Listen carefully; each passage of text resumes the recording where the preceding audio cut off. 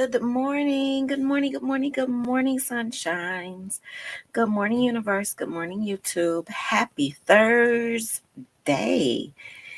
Happy Friday Eve. Welcome to my channel. I am Organized Chaos, and I am coming to you this morning with some more food talk. We are trying to live our best lives over here and create a space where we can elevate and rise and learn and grow and do better and be mindful. So today we are going to get back into our book, How to Eat and Live Longer by Dr. Reginald Eady. And we are going to cover chapters 8, 9, 10, and 11. Let's get started. Chapter 8, Fatty Foods. The Lord gave Moses the following regulations for the people of Israel. No fat of cattle, sheep, or goats shall be eaten. The fat of an animal that has died a natural death or has been killed by a wild animal must not be eaten, but it may be used for any other purpose. Leviticus 7:22 through 24.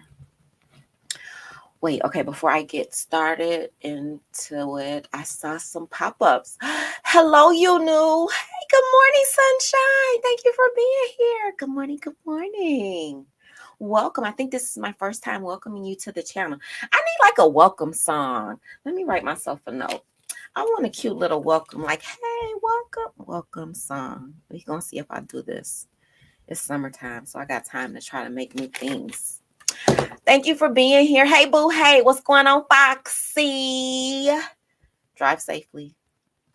I'll see you later today. All right, let's keep going.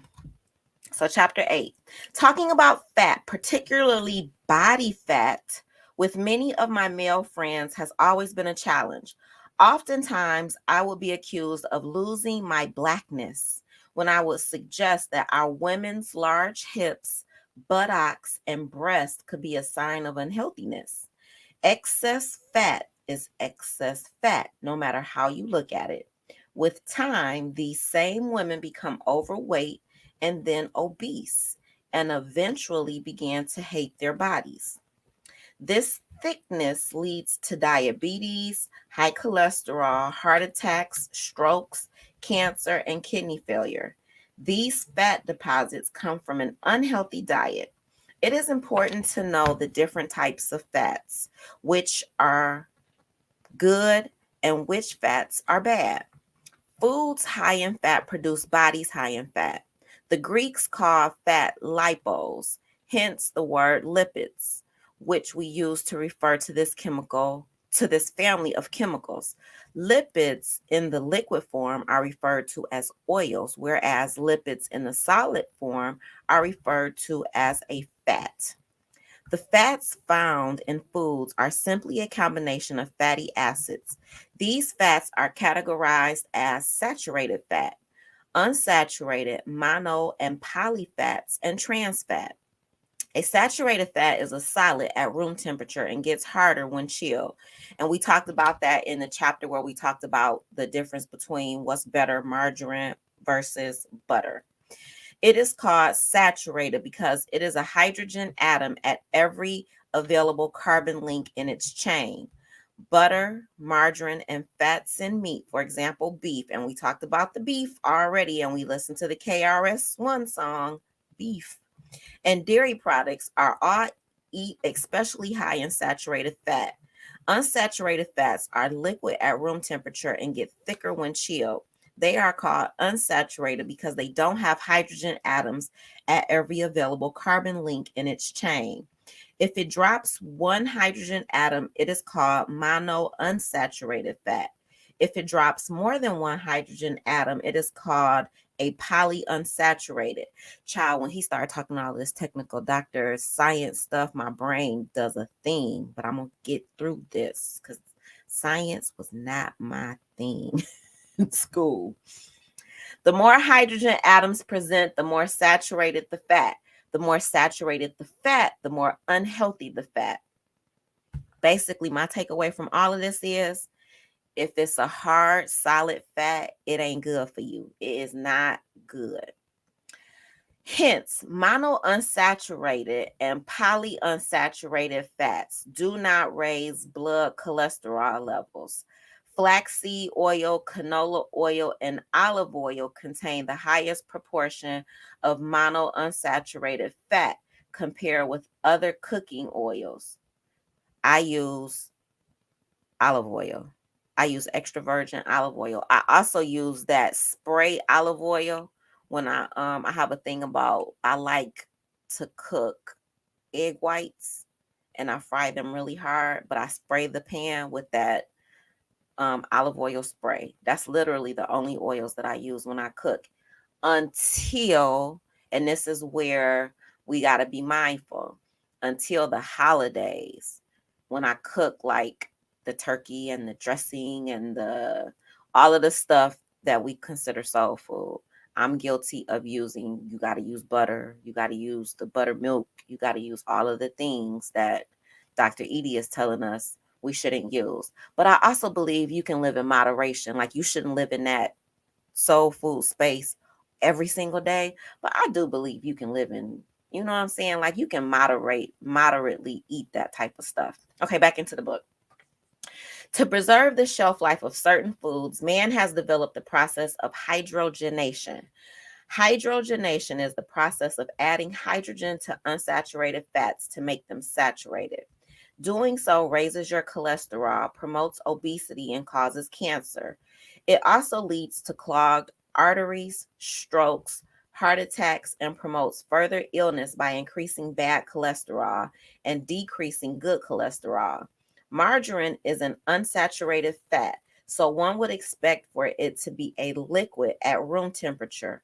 However, it has undergone hydrogenation and was therefore converted into a saturated fat, because you already know man-made things, we like to change stuff because of shelf life, longevity, capitalism, and all of the things. As of January 1st, 2006, the Food and Drug Administration mandated that nutritional facts labels list the amount of trans fats in each food product. Anything more than 0% promotes death. Wait, y'all, I gotta read that again. That shocked me a little bit. Anything more than 0% trans fat on y'all look at y'all food labels, y'all, please. Dr. Edie says anything more than 0% promotes death. He didn't say promotes unhealthiness. Dr. Edie says anything more than 0% promotes death. He just dropped that hammer, like, period. Just as you decipher the newspaper, your monthly bills, and your favorite novel, you must translate the nutrition facts label on your foods into life or death. He is literally telling you it's one or the other. There's no moderation. You either are living to eat or you're living to die, or you're eating to die. Jesus, Dr. Edie. Cholesterol is a waxy-like, greasy substance that provides absolutely no calories, therefore no energy. It is derived from the food you eat, and it is a very important substance in the body as it is a precursor to vitamin D and steroid hormones, protects cell membranes, enables you to absorb vitamins, and is needed for nerve cell communication. Your total cholesterol level is equal to your, now this is when my brain starts shutting off, y'all. Your total cholesterol level is equal to your LDL plus HDL plus triglycerides. As a general rule, an adult's total cholesterol should be less than 200 milligrams per DL. I don't know what the DL is. Make sure your doctor has you take a cholesterol screening test on your next visit. Y'all, if y'all are of a certain age, or if you know that you are unhealthy, Get your cholesterol taken per Dr. Edie. Your doctor should order a lipid profile, which includes LDL. LDL stands for low density lipoprotein cholesterol. See, that's what I'm saying. That's what my brain scatters. There's just too many words for me. Also called bad cholesterol. Okay, so now he helped us out right here. I got to highlight this, y'all. LDL is bad. That's all we need to know. Let's focus on that. Make it simple, make it plain. LDL is bad. It is called bad cholesterol because it takes fat into the walls of your arteries, which can lead to a clot formation, blockage, and inflammation. This level should never exceed 130. The lower it is, the better. One thing I like when I go to the doctor and they do all of that blood work and you get your results, they show you what your range is, and then they show you what the normal healthy range is, and if you are above or below that. So if you guys haven't had your yearly test done, please go in and get those tests done. Look at your results. My provider is, I do everything online. So when I log in, I can see all of the results online. And then my doctor will send a follow-up if something is not intact. Like I told you guys before, I'm in charge of my mom's health now. So when something is not intact, we make a follow-up appointment. We get her in there and they'll monitor her, and she'll come back in 6 months or so. And if something is still not worked out, then she has to start taking medication to lower whatever is too high or whatever is, you know what I'm saying? Like to get her into the safe range zone. So I'm learning more about health just because of having to monitor my mom's health. All right. So we know LDL is bad cholesterol. Now he's telling us about HDL. This is high density lipoprotein cholesterol. This is your good cholesterol. So HDL is our good cholesterol. It is called good cholesterol because it takes the fat out of the blood vessels and into the liver where it can be processed and eliminated. This level should always exceed 40 mg's DLs, whatever that is. So the higher your HDL is, the better. All right, so we've learned. Let's review. LDL is bad cholesterol. HDL is good cholesterol. You want your LDLs to be low. You want your HDLs to be high. Triglycerides are fats carried in the blood from the food we eat. Excess calories, alcohol, or sugar in the body are converted into triglycerides and stored in fat cells throughout the body. This level should never exceed 160 mg's over DLs. In general, when your HDL is high and your LDL is low, you have a healthier heart and body. When the converse is present, your doctor should prescribe a change in activity, diet, and sometimes medications. Ways to increase your HDL include, but are not limited to, increase your exercise, decrease your animal fat intake. We've already had this conversation about beef for sure. And what is healthy? Fish is healthiest.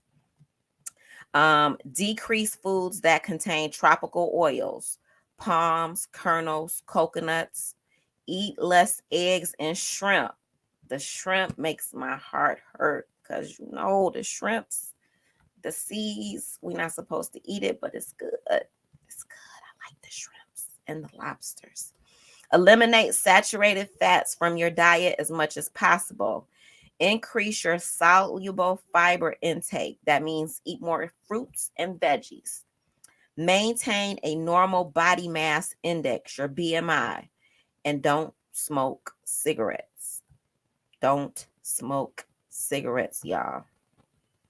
The fact that the leading cause of death in America is coronary heart disease is not a novelty, but America's understanding of how fatty foods contribute to our health is a new concept that must not be ignored in order to prolong our lives. It must be understood, accepted, and then cultured by all American families to combat childhood obesity as well. What we eat should promote life and longevity, not death.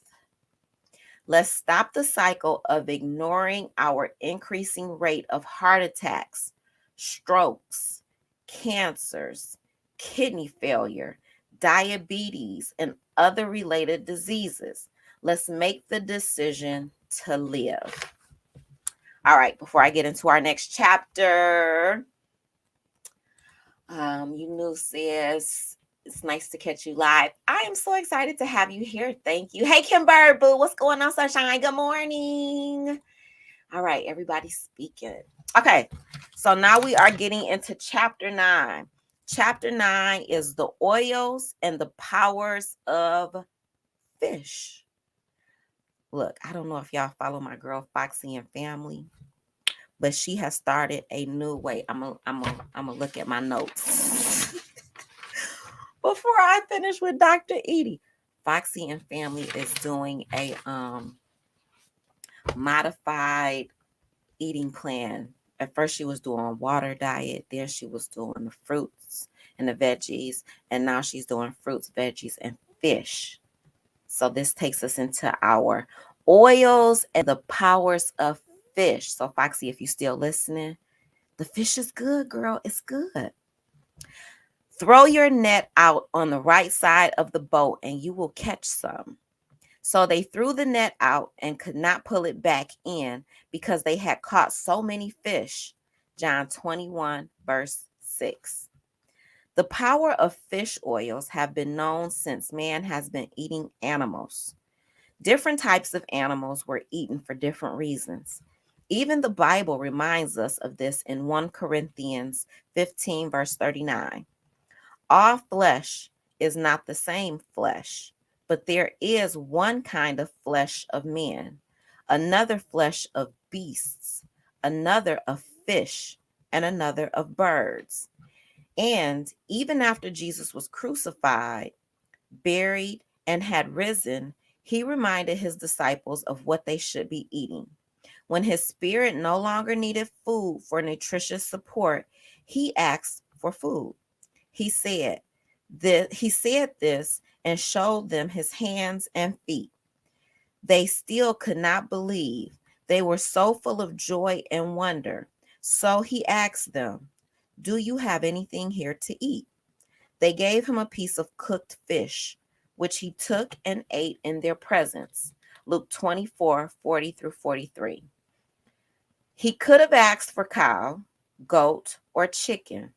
He was obedient to Jewish dietary laws and would never ask for pig flesh. Instead, he asked for fish. What he was interested in was the healthy benefits of eating fish. Did he want us to know the benefits of the omega-3 fatty acid? The initial apostles were fishermen. He began his recruiting on the shores of Galilee, where he was probably fishing as well. Could this be why the fish is the symbol of Christianity? Remember, the word ichthys comes from iota chi theta upsilon sigma, which is Greek for fish.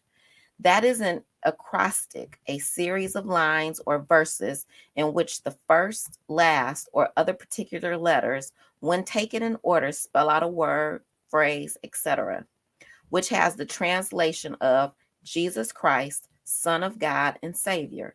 The fish symbol was also a way to secretly identify Christians during times of their persecution. Let's look at what he may have wanted us to know about the benefits of fish. Omega-6 and omega-3 are two types of fat. They are classified as polyunsaturated fatty acids, to be more specific. Millions of years ago, our diet provided us with a balanced amount of omega-6 and omega-3. In other words, the ratio of omega-6 to omega-3 was 1-to-1 or 2-to-1. This balance is what kept man from developing certain cancers, pains, and inflammation at our joints and muscles, heart attacks, and extreme fatigue, to name a few. This anti inflammatory, anti cancer, and heart protecting combination no longer exists. The so called agricultural and industrial revolutions have changed these ratios. Today, the typical American has increased this ratio because of the high levels of omega 6 that we consume. The modern day ratio went from 1 to 2 to 25 to 50 to 1. This ratio means increased damage to the cells, tissues, and organs in your body. Our new westernized diet has had profound effects on our families, friends, health, and our community as a whole. Our godly way of eating has been ignored. Like Adam and Eve, we continue to eat the forbidden. Not only that, we have altered, reconfigured, and mutated the foods that were approved for eating. For example, the cow, which we talked about. The cow is supposed to be a vegan animal. However, we have started feeding the cow meat, and it is no longer a healthy animal to eat. The consequence of such godlessness is the same as other sinful acts. And y'all already know Dr. Edie is about to put the hammer down: death. Omega 6 and omega 3 are essential fatty acids, meaning their consumption is absolutely necessary for survival. They have been found to control the genes that regulate our metabolism. In plain English, they regulate the amount of fat you have in your body. This is done by reversing insulin resistance, preventing fat storage, and increasing the breakdown of fat. As partners, they also lower your blood fat and cholesterol level, reduce all inflammatory reactions, lower blood pressures, prevent blood clotting, stop formation of cancerous cells, and decrease your risk of heart disease. On the other hand, if they are not partnered 1-to-1 and one outnumbers the other, the reverse actions will occur. You will be more prone to weight gain, having high blood levels of cholesterol and other fats, becoming diabetic, having easily clotting blood, cancer, suffering from high blood pressure, and heart attacks. Child, Dr. Edie is scary, but we need to hear this, y'all. Today, because of the way we eat, we have an excess of omega 6. Our problem is that we lack omega 3. For example, pecans have about 21 grams of omega 6 for every 1 gram of omega 3. Cashews have a 47 6-to-1 ratio. Sunflower seeds, child, I'm hurting my feelings because I love these nuts. Sunflower seeds have a 472, which is a 9-to-1 ratio, where almonds have no omega 3 at all.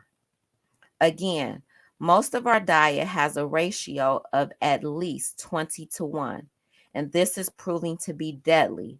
So we have to even monitor the nuts and child. This is the struggle. This is why it's so hard.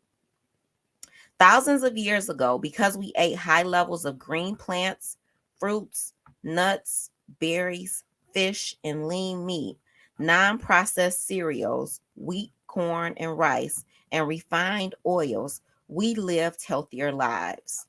The wild animals we ate had high levels of omega 3. The animals we eat today have low levels of omega 3 and high levels of omega 6 because they are fed with grains, which are high in omega 6 and low in omega 3. Current Current recommendations seem to suggest that we replace healthy oils with oils filled with saturated fat. Again, increasing our omega 6 levels while lowering our omega 3 levels. Cottonseed oil has a ratio of 500, 200, and child, I can't even read now because I'm hurting my feelings over here. Cottonseed oil has a ratio of 258 to 1. Grapeseed oil is 696 to 1. Corn oil is 83 to 1. And peanut oil has no omega 3. Nutritional advice to eat a low fat, high carb diet, as you now see, can be misleading. The goal instead should be for us to consume fats that are high in omega 3, low in omega 6, and saturated fats. Also, we must increase our intake of omega 3 by consuming more fish. For example, mackerel, herring, sardines, trout, and salmon. Okay, I feel better because I eat salmon every day. Literally, I go to Aldi's, I get that long piece, I cut that thing up into 5 different sections, and I freeze those individual sections. I eat salmon every day for lunch. Habitual. I eat shrimp sometimes too, so but I don't eat that every day. Just as Jesus did. Please keep the high mercury levels in mind, as many ocean fish are known to contain certain levels of mercury that can be dangerous, even fatal, if consumed in excess. If this is not plausible, then we must take daily molecularly distilled or purified omega 3 supplements to balance the large amount of omega 6 we now consume on a daily basis. The active fatty acids found in omega 3 supplements are, okay, this is a word that I'm going to try to sound out, you guys. Eicosapentaenoic acid. It's called, the initials are EPA. If I see it again, I'm just going to say EPA. And child, they're giving me another word. I'm just going to say this one is DHA. I'm not trying to say this word. Child. I am not a scientist. So we have this. Supplements are EPA and DHA. We should consider taking 2 grams of EPA and 1 gram of DHA supplements every day so that we will live the healthy life that our God intended. You guys, this is not medical advice. Talk to a doctor, talk to a doctor, talk to a doctor. Omega 6 to omega 3 fat ratio in nuts and seeds. Nuts and seeds are highly recommended food items in your daily pursuit of eating to live longer. Remember that although nuts and seeds contain good fats, they are still high caloric fat. So if you also have a goal of losing weight while eating right, you should limit your intake of nuts and seeds to no more than 2 servings per day. Below is a chart listing the types of nuts and seeds and their ratio of omega 6 to omega 3. Use this information when deciding which to purchase for you and your family. Remember, the lower the omega 6 to omega 3 ratio, the healthier the nut or seed. So he's given us all of these walnuts, macadamia nuts. The ones that are extremely high is the sunflower seeds, the almonds, peanuts. Peanuts are actually a bean, he tells us, and pumpkin seeds. The ones where he shows us the omega 6 to omega 3 ratios are the walnuts, macadamia nuts, pecans, pine nuts, cashews, pistachios, hazelnuts, which are filberts. Pumpkin seeds are 114 to 4, and Brazil nuts are 377 to 9. All right, that is the end of chapter 9, and I see you guys in the chat. Good morning, Renee. Good morning, M. Renee. Good morning, good morning. Thank you for being here.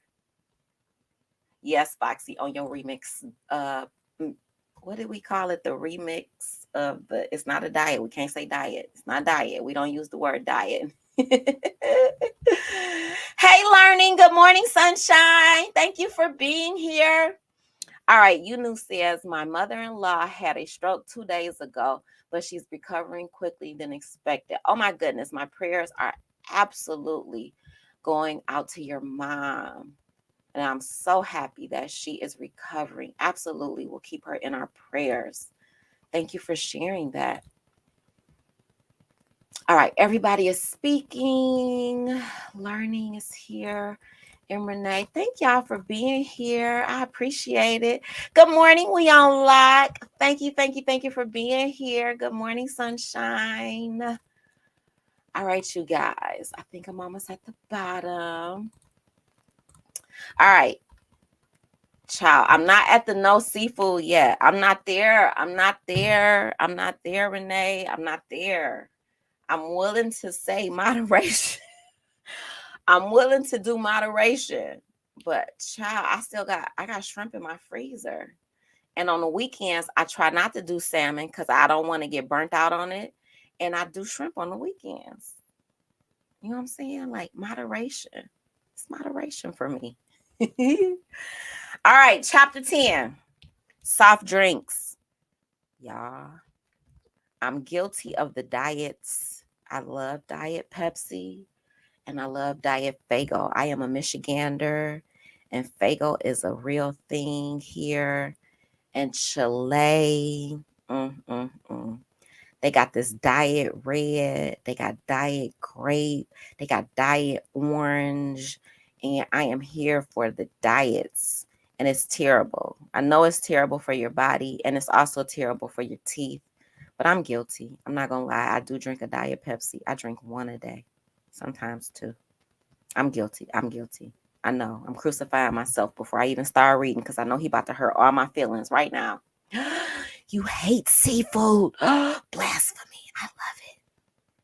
I love it. Like I'm girl. I am here for seafood. I went to Joe Muir's the other day when I got back in town. I was excited. All right, let's talk about soft drinks, you guys. Someone will say, I am allowed to do anything. Yeah, but not everything is good for you. I could say that I am allowed to do anything, but I am not going to let anything make me its slave. 1 Corinthians 6:12. Soft drinks, also called soda and pop. What y'all call it? Where y'all at? We call it pop here. We don't call it soda. Have been around for hundreds of years. They originated from soda water, which has actually been around since the late 1700s. Soda was considered healthy and was simply a combination of water, lemon, and honey. This was all natural and not bad as a beverage choice. The first cola-flavored beverage was introduced in the late 1900s, with African Americans being major soda pop consumers. We must know the contents of what we're drinking. In the early 1900s, cola drinkers were unaware that it contained extracts of cocaine as well as caffeine-rich cola nut. Hence the name Coke.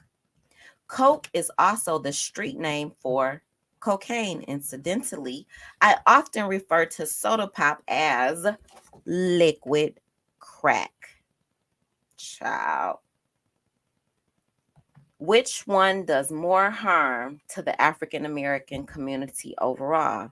Today, most African Americans don't know the ingredients of the soda pop they consume on a daily basis, nor do we know what this refreshing drink does to our bodies. Caffeine, like sugar, morphine, ecstasy, tobacco, and nicotine is a drug and has detrimental effects on your body. See, that's why I confessed my sins before I started, because I knew Dr. Edie was about to get me. We can all do better, y'all. Ain't nobody perfect. According to a Johns Hopkins Medical Center publication entitled Caffeine and Health, caffeine use Caffeine use is associated with several distinct psychiatric syndromes: caffeine intoxication, caffeine withdrawal, caffeine dependence, caffeine-induced sleep disorder, and caffeine-induced anxiety disorder.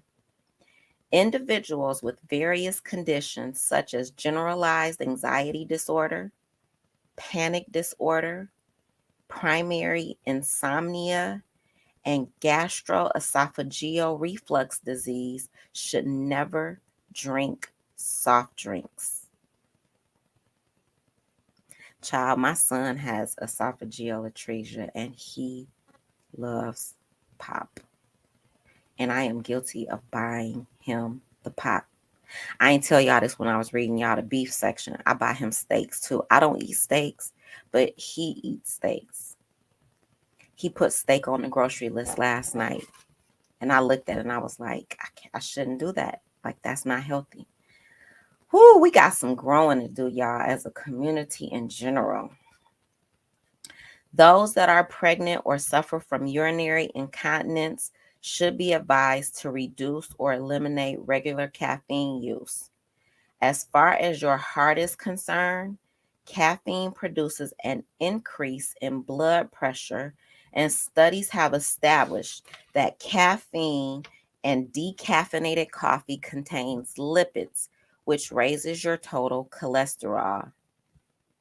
Just like with cocaine, and this is where he be killing me at. Like he just puts the hammer down. He like, it's no difference between life and death. Pick one. He like, we not gonna correlate none of this with nothing else but the straight up drug cocaine. Dr. Edie. Just like with cocaine and alcohol, your body can become dependent. The state of relying on or needing it to function on caffeine. A decrease or the lack of caffeine, like cocaine and alcohol, can therefore lead to withdrawal. Caffeine withdrawal affects both children and adults. Commonly reported symptoms include, but are not limited to, headache, fatigue, sleepiness, drowsiness, poor concentration, and transient learning impairment. For children, this becomes particularly important as it relates to school. Your child may have a slow start in the morning and experience difficulty in staying attentive and comprehending because of the caffeinated soda you allow him or her to drink. Child, I just finished a huge cup of coffee. I drink a huge cup of coffee every morning. Oh. According to the Center for Science in the Public Interest, carbonated soft drinks are the single biggest source of calories in the American diet, providing about 7% of calories. Adding in non-carbonated drinks brings the figure to 9%. Teenagers get 13% of their calories from carbonated and non-carbonated soft drinks. Because of the sugar content in soft drinks, it is often referred to as liquid candy. A regular 12-ounce can of Mountain Dew, for example, has 46 grams of sugar. That is equal to 11 teaspoons of sugar in one single can. I highly recommend that you pour 11 teaspoons of sugar on your kitchen table and make it a topic of discussion for you and your family over dinner. You all should then decide whether or not you think this is a reasonable amount of sugar for you or your family to drink ever. And he got a whole exclamation mark right here. Ever. Dr. Edie is hurting all of the feelings that ever have been felt right now. Whew. While you are looking at your table with this unhealthy pile of sugar on it, ask yourself, how much weight is that amount of sugar equivalent to if you drink 1 can of soda on a daily basis for 1 year? 11 teaspoons of sugar is equal to 184 calories, and there are 3,500 calories in a pound. Therefore, 1 can of regular Mountain Dew per day for a year is equivalent to 20 pounds. Let that sink in, y'all.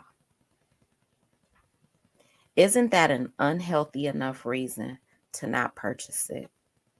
It is, Dr. Edie. It is. And you know that saying, y'all, when you know better, you do better. We all got to do better. All of us, including me. Just as you watch your children closely for any peculiar behaviors suggesting illicit drug usage, so should you for the drinks they consume. And please watch very closely. The empty calories consumed by us and our children contribute to many of our health problems, especially diabetes, overweight, and obesity. Let's take a look at diabetes or sugar, as it is commonly called within the African American community. One type of diabetes was once called childhood diabetes because its onset occurred at a young age.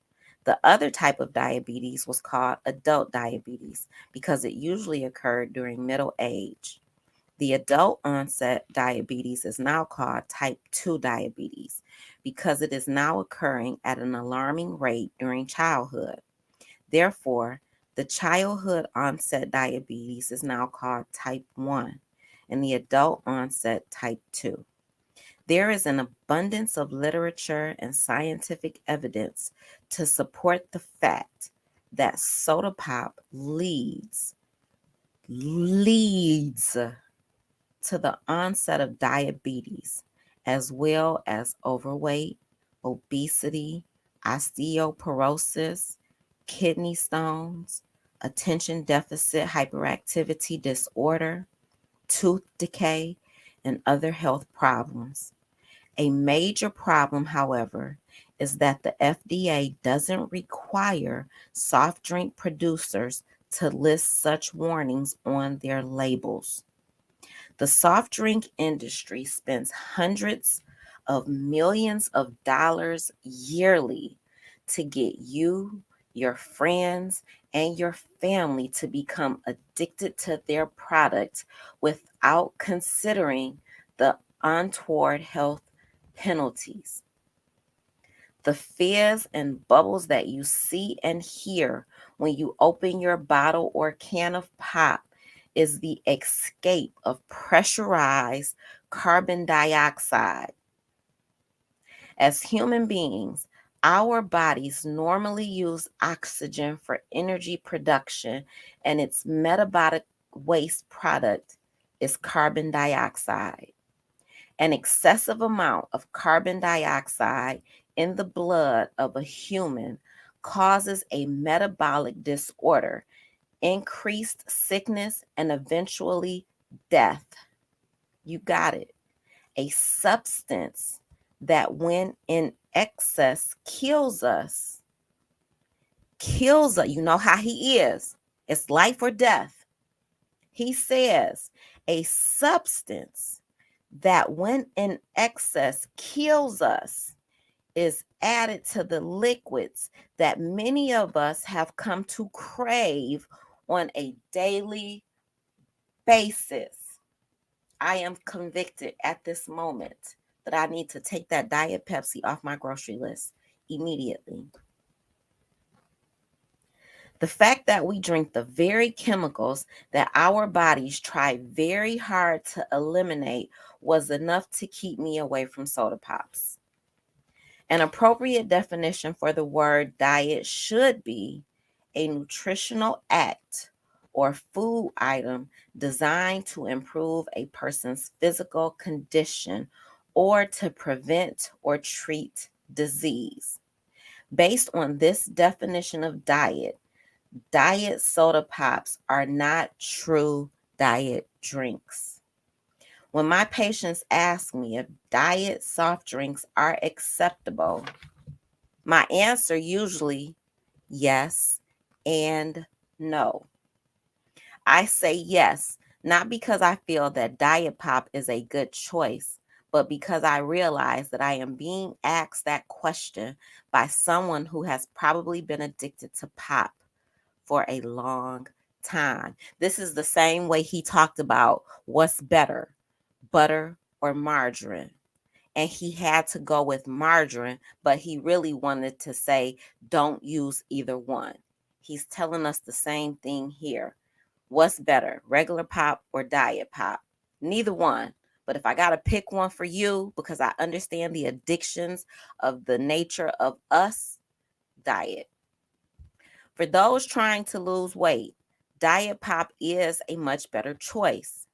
My patients would be more successful at losing weight by eliminating the hundreds of unnecessary calories found in pop while they transition into healthy eating habits and behaviors. Realizing that knowledge is power, I slowly advise that they research and learn the effects that artificial sweeteners and diet sodas have on the human body. They are usually quick to remind me that diet soft drinks are usually low in sodium and is no significant source of fat. I then remind them that diet sodas are also not a significant source of fiber, vitamins, calcium, protein, or iron, and that they are carbonated drinks, likely to contain artificial food colorings, aspartame, phosphoric acid, citric acid, and caffeine as well. Physicians, patients, mothers, fathers, aunties, uncles, sons, daughters, and friends alike must speak out against these detriments. We must ensure that our schools are not laced with vending machines that allow our children access to soft drinks. Organizations must not be allowed to sell or serve our children soft drinks. We must also educate our loved ones and community members of the harm that these new, foreign, and not a part of our original diet drinks are causing. Finally, we should encourage state and local governments to impose taxes on soft drinks and use the funds towards educating our children on how to eat and live longer. That is the end of chapter 10, and I see the chat. Child. All right. And Renee says, I can live without soft drinks. I might have a soda once or twice a month. I'm a water and tea girl. I'm all of those things. I'm a diet, and I am a coffee, and I am a water, and I am a tea.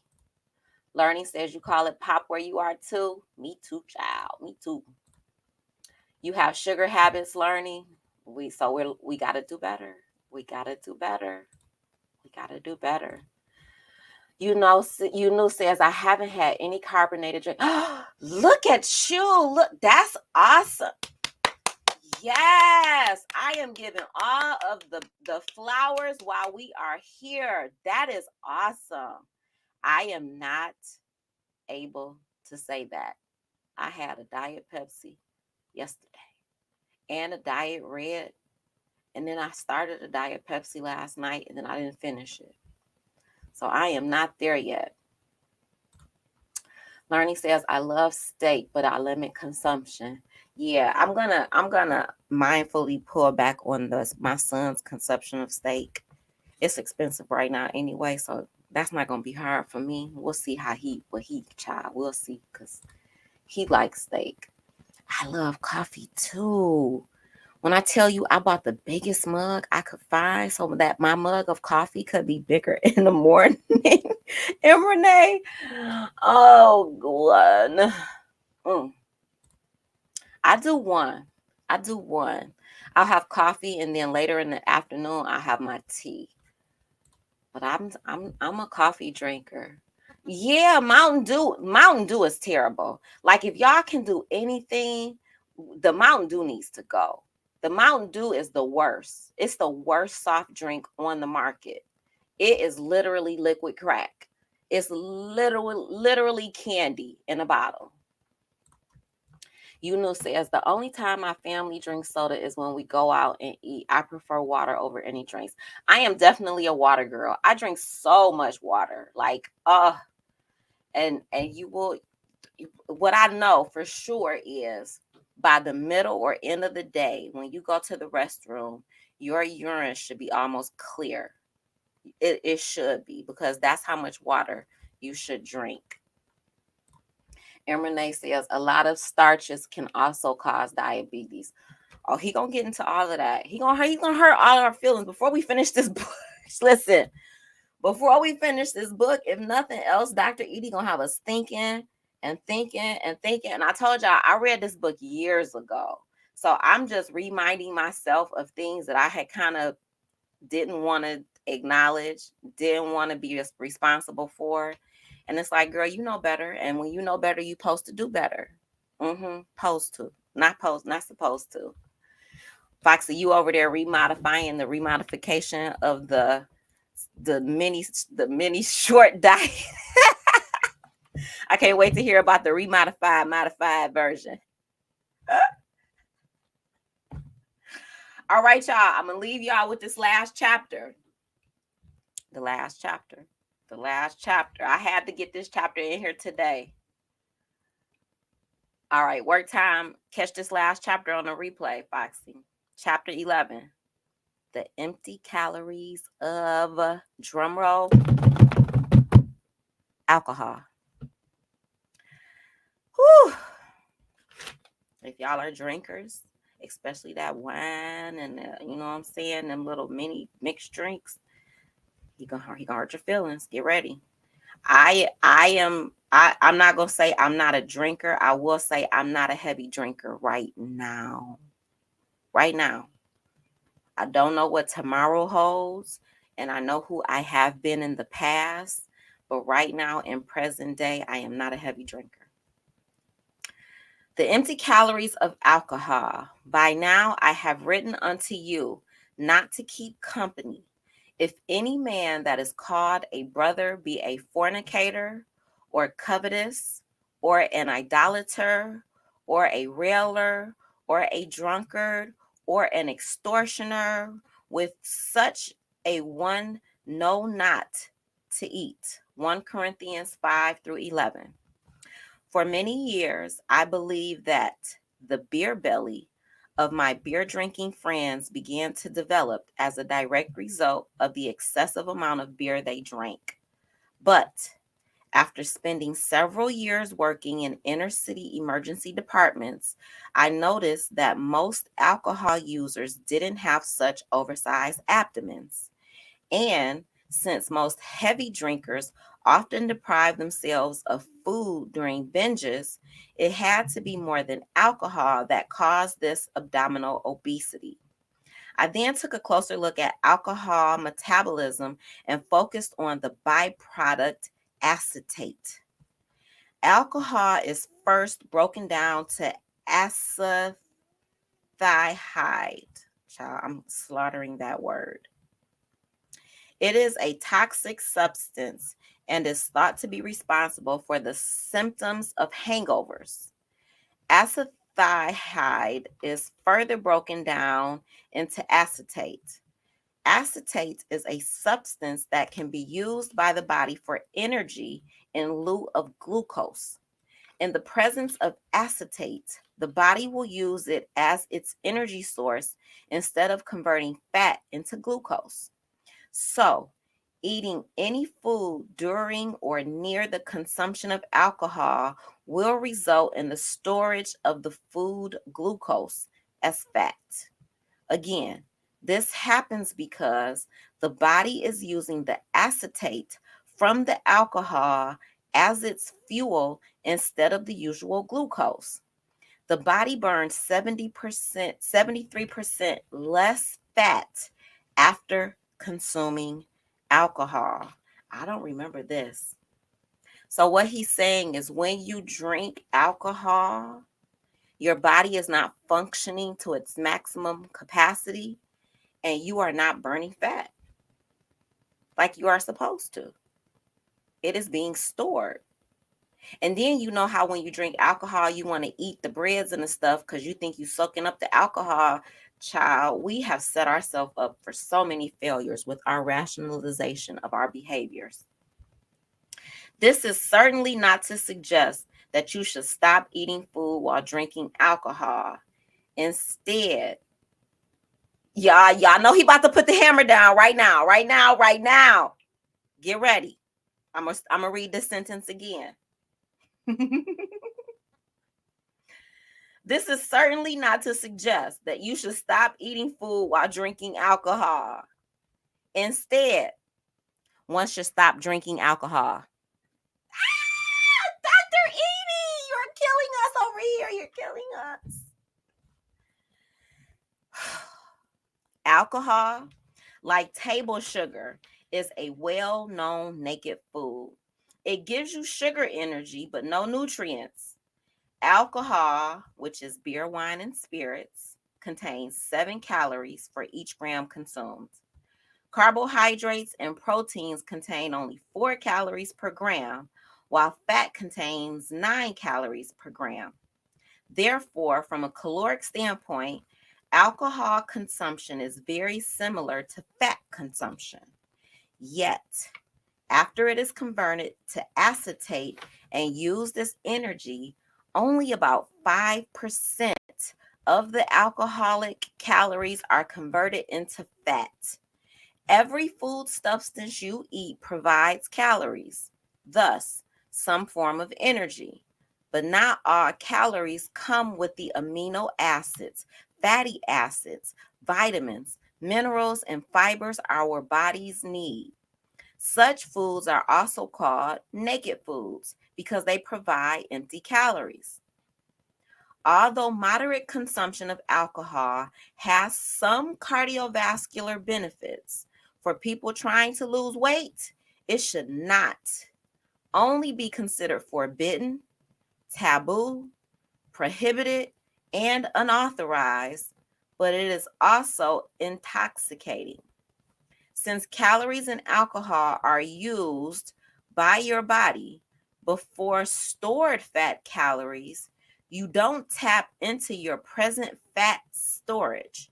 Hence, it becomes very difficult to lose weight when you drink socially.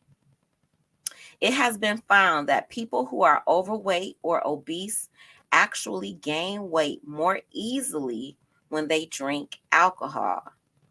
Alcohol is a straight to the stomach and hips kind of beverage. Calories from alcohol tend to be stored in the gut first. Because of its sugar content, it increases your blood sugar and subsequently your insulin levels. This starts the hunger cascade, and before you know it, you are craving more sugar and junk foods. Is that why our local bar provides us with a menu full of unhealthy foods? Mm, mm, mm, mm. We have a few drinks and then we ask for a menu. Examples of calories you can expect to find in your favorite alcoholic drink. Wine calories, a small glass, not the entire bottle, y'all. Y'all already know how we are. And don't get that box, baby. You will be filling up that glass, and before you know it, you have had thousands of calories. So 125 milliliters, which is a small glass of wine. A small glass of red wine has 85 calories. Rose wine, a medium, 89 calories. Sweet white wine, which is what I used to drink. I don't like wine anymore though. It gives me a headache. 118 calories. Dry white wine is 83 calories. Medium white wine is 94, and champagne is the lowest calories, which is 80 calories. Beers, lager, and cider. Y'all, this is the worst. If you can give up anything, you should absolutely give up these beers, lagers, and ciders. A pint of lager, which is 200 calories. A pint of bitter, 100. A pint of sweet cider, 250. A pint of dry cider, 200 calories. Pale ale, 91. Stout bottle, 105. An ordinary strength lager is 85 calories. Spirits.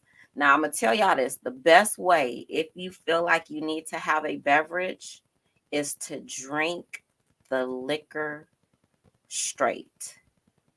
Nothing in it. The juices and the added sugars to the alcohol is where drinkers go astray.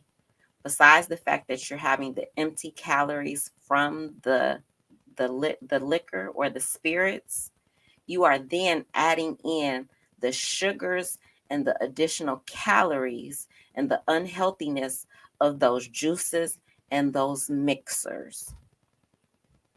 Vodka, which is my drink, is 50 calories. And if you want to know how I chose to drink vodka 10 years ago when I was losing weight, I looked up the calories in alcohol, and vodka had the lowest. Like literally, like for real, that's how I got here. That's how I got to vodka. That there was no other rhyme or reason. That's how vodka became my drink. When I drink, I can't drink a lot when I'm losing weight or when I'm trying to maintain weight. But that's how I got to vodka, y'all. Double shot of 90 proof, 110 calories. Whiskey is 50 calories. Southern Comfort is 70 calories. And then this is what I was just talking about. Then add on additional empty calories for the drink mixer. Fuzzy drink mixer is another 50 calories. Bailey's, 80 calories. Fruit juice mixers, 50. Bloody Mary mix, 115 calories. Gin and tonic, 171. Pina coladas are 262 calories. A whiskey sour is 122 calories. And of course, while you're relaxing with your favorite drink, you pack on the empty calorie snacks and foods. Packed roasted nuts, 300 calories. Salted nuts, 250. Pizza. A slice of pizza, he's saying, is 500 calories. I thought a slice of pizza was like 250. I think a slice of pizza is only 250. I don't think it's 500, y'all. I think it's 250. A burger, 400. The Journal of Clinical Investigation reported in 1999 that alcohol actually raises the level of blood-free radicals. This puts oxidant stress on organs such as the heart and liver and causes them to deteriorate. So there you have it. Alcohol results in obesity, yielding high blood pressure, high cholesterol, diabetes, heart disease, and also an excess of free radicals. The free radicals exacerbate all of these diseases and increase your aging process, which is why alcohol abusers always look older than they really are. Let that sink in. If you abuse alcohol, it causes you to age faster. It causes you to look older. Excess alcohol and strong bodies, healthy bodies, cannot coexist. That is the end of our last hurtful chapter for today. Y'all, we got some thinking to do. We got some rearranging, some prioritizing, some labels that we need to evaluate and monitor. And we got to detox our families and our children from the addictions that we have lived through. We got to do better by the future generations. One day, one choice at a time. I'm exhausted, y'all. I hurt all my feelings today. All of them. All right. And Renee is telling Foxy to have a good day. And Renee says, I have cut back on alcohol. I have too. But like I said, I haven't been consistent with living in this space. The most consistent thing that I've done as far as my monitoring my dietary intake is I have not had beef or pork since 1993. In 1993, I gave up beef and pork.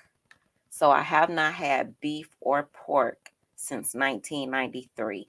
That is the most consistent eating habit that I have maintained in my adult life. Everything else has come, it has gone. I've learned what I'm supposed to learn, and then I forget and let all the lessons go out the window and just keep going back to doing my own thing. So I'm trying to do better. So you've cut back on alcohol to next to none. You had 2 margaritas this year. That's really good, and Renee. And I'll say this. I know Dr. Edie he is a hammer type of doctor. It sounds like it's either yes or no. There is no gray area. I believe that there is a space in between the the yes or no's.